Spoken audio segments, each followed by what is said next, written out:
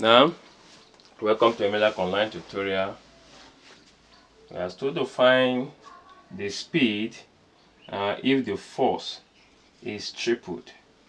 And here a force F is required to keep a 5 kg mass moving around a cycle of radius 3.5 meter at a speed of 7 meter per second. Alright, let us write the parameter first. Now we are given that mass is given as 5 kg. Now radius is given as 3.5 meter and the speed is given as 7 meter per second. Alright, now we can see that this is actually a motion in a circular path. So, and as such, we have this that mv square over r, because this is the centripetal force, and which is the force acting towards the center of a circle. Alright, so here let us plug in the parameters to get the value of the force before we will now find the value of the speed when the force we've initially gotten is tripled.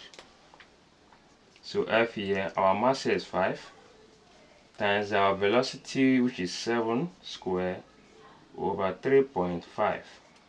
Okay, now this will give us that F equals to 5 times 7 times 7 over 3.5, right?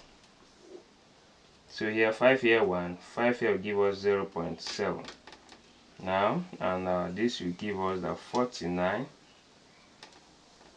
over 0.7, which will give us 490 over 7. That will give us what? 7 Newton.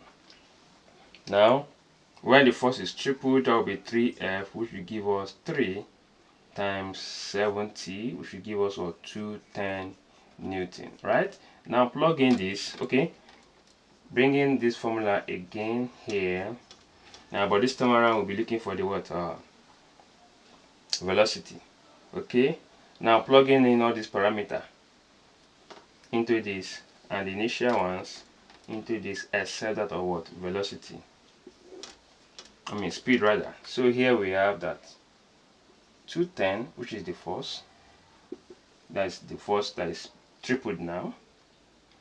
Now the mass is 5 times, we're looking for the speed. Then over the radius. Radius is given as 3.5. Right? Okay. Now let us make v square the subject of relation in this expression. Here we have 210 times 3.5 over 5. Now 5 here 1, 5 here 0.7. Okay, now this multiplied by this. Now this 0 will eliminate this, so you are left with 21 times 7, which will give us 14, or 14.7 or 147. Alright, so to eliminate this square here, we have to square root both sides. Now punching our calculator here, we get to have 12.1 meter per second. Alright, this is the final answer to this question. If you love what I've just done, subscribe to my YouTube channel and ensure you click on the notification button to be notified of all my videos in physics, chemistry and mathematics. Ensure to share with your loved ones. Thank you and God bless you.